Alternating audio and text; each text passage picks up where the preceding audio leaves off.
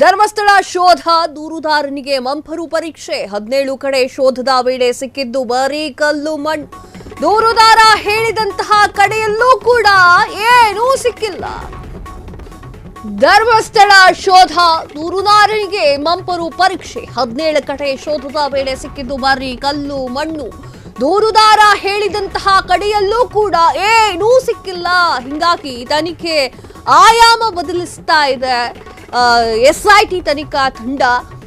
ಉತ್ಖನನ ವೈಫಲ್ಯದ ಬೆನ್ನಲ್ಲೇ ಮಂಪರು ಪರೀಕ್ಷೆ ತನಿಖೆಯ ಮುಂದುವರೆದ ಭಾಗವಾಗಿ ಮಂಪರು ಪರೀಕ್ಷೆ, ದೂರುದಾರನ ಮಂಪರು ಪರೀಕ್ಷೆ, ಎಸ್ಐಟಿ ಪ್ಲಾನ್. ಮತ್ತೊಮ್ಮೆ ದೂರುದಾರನ ಹೇಳಿಕೆಯನ್ನ ಪರಿಶೀಲನೆ ಮಾಡಬೇಕು ಆರಂಭದಲ್ಲಿ ಹಾಗೂ ನಂತರ ಹೇಳಿಕೆಗಳಲ್ಲಿ ಗೊಂದಲ ಇದೆ. ಶೀಘ್ರವೇ ಕೋರ್ಟು ಅನುಮತಿಯನ್ನ ಪಡೆದುಕೊಂಡು ಅಲ್ಲ ಮಂಪರು ಪರೀಕ್ಷೆ ಮಾಡಿಸ್ಬೇಕು ಅಲ್ಲ, ಇಲ್ಲಿ ಕೇಳಿ. ಮೊದಲೇ ದೂರುದಾರನ ಹಿನ್ನೆಲೆಯನ್ನ ಸರಿಯಾಗಿ ಪತ್ತೆ ಹಚ್ಚಬೇಕಾಗುತ್ತೆ ಎಸ್ಐಟಿ ತನಿಖಾ ತಂಡ. ತದಾದ ನಂತರ ದೂರುದಾರ ಯಾಕೀಗ ಬಂದ್ ಕಂಪ್ಲೇಂಟ್ ಕೊಡ್ತಾ ಇದ್ದಾನೆ ಅಂತ ಹೇಳಿ ಅದನ್ನು ಪರಿಶೀಲನೆಯನ್ನ ಮಾಡಬೇಕಿತ್ತು. ತದಾದ ನಂತರ ಕೋರ್ಟಿಗೆ ಹೋಗಿ ಪರ್ಮಿಷನ್ ತಗೊಂಡು ಆತನ ಮಂಪರು ಪರೀಕ್ಷೆಯನ್ನ ಮಾಡ್ಕೊಂಡು ಇವನೆಲ್ಲ ಕರೆಕ್ಟ್ ಆಗಿದ್ದಾನೆ ಅಂತ ಆದಮೇಲೆ ಅಗೆಯುವ ಕೆಲಸವನ್ನ ಮಾಡಬೇಕು. ಇದು ಫಸ್ಟ್ ಮಾಡಬೇಕಾಗಿತ್ತು ಮಂಪರು ಪರೀಕ್ಷೆಯನ್ನ.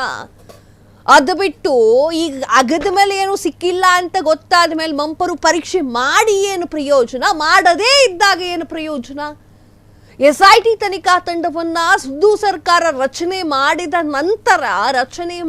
ನಂತರ ಮಾಡಬೇಕಾಗಿರುವಂತಹ ಕೆಲಸವನ್ನ ಮಾಡಬೇಕಾಗಿತ್ತು. ಬಿಜೆಪಿ ಪಕ್ಷದವರು ಸಾಕಷ್ಟು ಜನರು ಇದರ ಬಗ್ಗೆ ಮಾತನಾಡಿದ್ರು.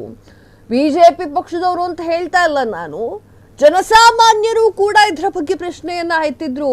ಆ ಮಂಪರು ಪರೀಕ್ಷೆಯನ್ನ ಮಾಡಬೇಕಾಗಿತ್ತು ಆತನಿಗೆ ಅಂತ ಹೇಳಿ ಕೋರ್ಟ್ಗೆ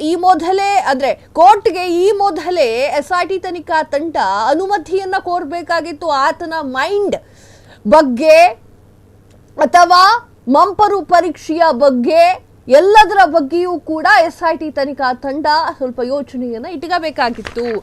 ಅದೇನೋ ಹೇಳ್ತಾರಲ್ಲ, ಊರು ಕೊಳ್ಳೆ ಹೊಡ್ಕೊಂಡು ಹೋದ್ಮೇಲೆ ಶಾನ್ಭೋಗ ಮನೆ ಬಾಗ್ಲಾಕಿದ್ನಂತೆ. ಹಂಗಾಯ್ತು ಪರಿಸ್ಥಿತಿ, ಹಂಗಾಗತ್ತೆ.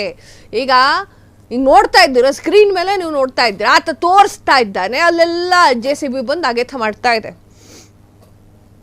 ಜನರ ದುಡ್ಡನ್ನ, ಜನರ ತೆರಿಗೆ ಹಣವನ್ನ ಖಾಲಿ ಮಾಡೋದಕ್ಕಿಂತ ಮೊದಲು ಅಥವಾ ಎಸ್ಐಟಿ ತನಿಖಾ ತಂಡವನ್ನ ರಚನೆ ಮಾಡೋ ಮೊದಲು ಇದೆಲ್ಲ ಯೋಚನೆ ಮಾಡ್ಕೋಬೇಕಿತ್ತು.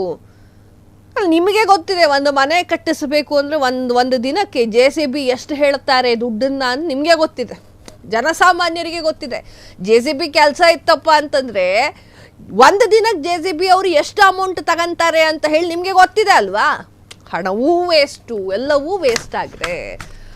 ಆತ 17 ಪಾಯಿಂಟ್ಗಳನ್ನ ತೋರಿಸಿದ್ದಾನೆ ವೀಕ್ಷಕರೇ, ಬೇಡ 13 ಅಂತಾನೆ ಇಟ್ಕೊಳ್ಳೋಣ.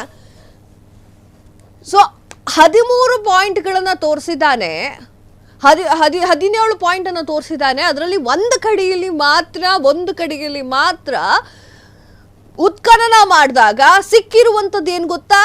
ಒಂದಿಷ್ಟು ತಲೆ ಬುರುಡೆಗಳು, ಹಾಗೆ ಕೈ ಕಾಲಿನ ಒಂದಿಷ್ಟು ಮೂಳೆಗಳು. ಬಾಕಿ ಕಡೆಯಲ್ಲಿ ಸಿಗ್ಬೇಕಿತ್ತಲ್ಲ, ಯಾಕೆ ಸಿಕ್ಕಿಲ್ಲ? ಕ್ಷಣ ಕ್ಷಣದ ಸುದ್ದಿಗಳಿಗಾಗಿ ಫ್ರೀಡಂ ಟಿವಿ ಸಬ್ಸ್ಕ್ರೈಬ್ ಮಾಡಿ, ಲೈಕ್ ಮಾಡಿ ಹಾಗೂ ಫಾಲೋ ಮಾಡಿ. ಹೊಸ ಸುದ್ದಿಗಳ ನೋಟಿಫಿಕೇಶನ್ಗಾಗಿ ಬೆಲ್ ಐಕಾನ್ ಮೇಲೆ ಕ್ಲಿಕ್ ಮಾಡಿ.